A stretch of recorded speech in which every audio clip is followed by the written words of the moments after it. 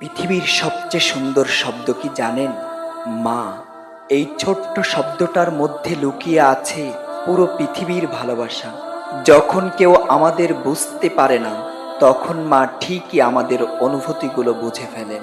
আমরা বড় হয়ে যাই, কিন্তু মায়ের চোখে আমরা সবসময় ছোট্ট শিশুই রয়ে যাই।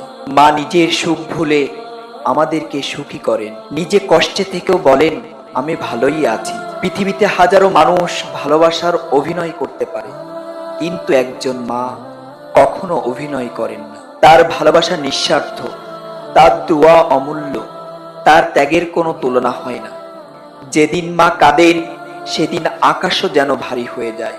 যাদের মা আজ পৃথিবীতে নেই, তারা জানে মা হারানো মানে পৃথিবীর সবচেয়ে নিরাপদ জায়গাটা হারিয়ে ফেলা। তাই আজই মাকে বলুন, মা আমি তোমাকে প্রচন্ড ভালোবাসি। মা আমি তোমাকে ভীষণ ভালোবাসি।